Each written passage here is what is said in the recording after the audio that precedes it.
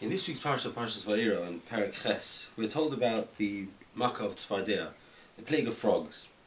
In the second pasuk, we're told, Vayit Aaron is Yodei, Aaron lifts up his hand, Al Mimim Mitzrayim, over the waters of Egypt, Vatal hat Tzfardea, and the frog arose, Vatachas es Eretz Mitzrayim, and it covered the land of Egypt. Says Rashi, what does it mean, Vatal hat Tzfardea, the single frog arose? The Pasuk Pshat, as he says himself, and many other Rishonim say, you could say we refer to many frogs as a frog, as a tzfardea. However, Rashi brings a Medrash Tanchuma, which says, tzfardea achas hoiso, there was one frog. V'hoyu maki noiso, and when that frog came out of the water, the Egyptians would hit it. V'hi matezes nechilim nechilim, and it spewed out groups and groups of frogs. What was going on over here, says Rashi? That one frog came out of the water as a result of Aaron lifting his staff up, Moshe's staff up over the water, and out came this single frog, and from it spewed out a group of frogs. And the Egyptians got angry. This was a punishment sent from Hashem, so they hit the frog. And when they hit it, it spewed out more frogs. So they hit it again, and more frogs spewed out.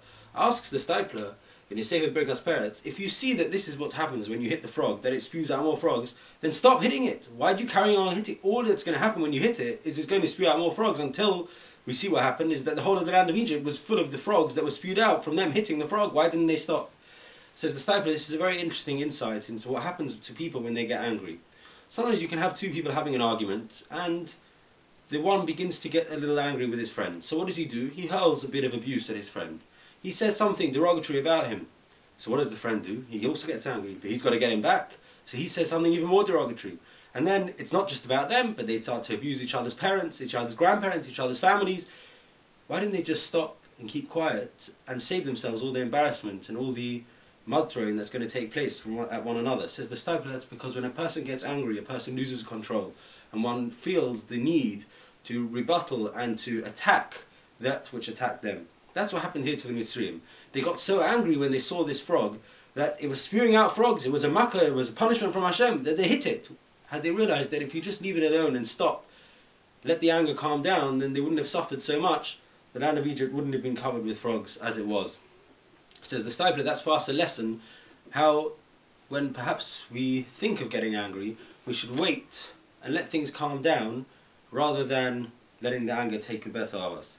Now there's a very interesting kolbei, that's one of the Rishonim that's quoted very often in the halacha, and in his Sefer Simon Mem Aleph he says that on Motzei Shabbos it's known, says the kolbei, that the Be'er Shel Miriam, the Be'er, the water, the pool of water, the spring of water which travelled with the Jewish people throughout their 40 years in the desert, and after they came into the land of Egypt it went and found itself a place in the in Tiberia, in the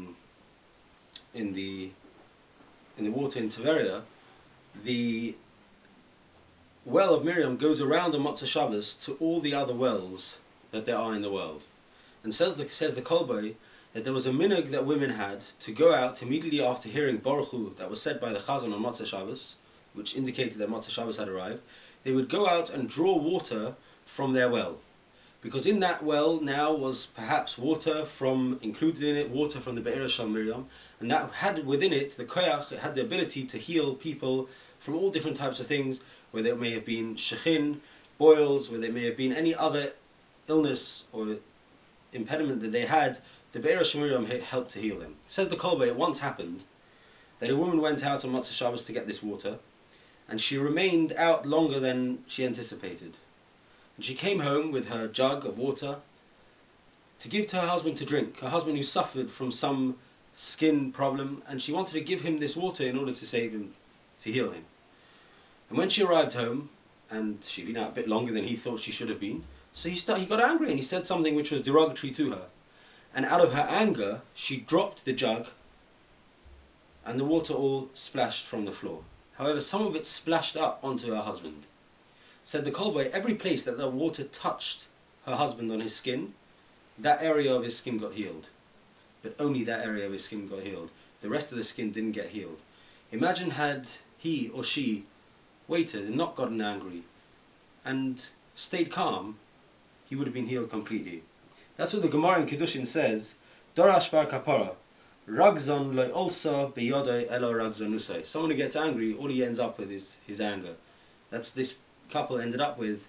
All they ended up with was the anger, the bits of water that remained from their anger.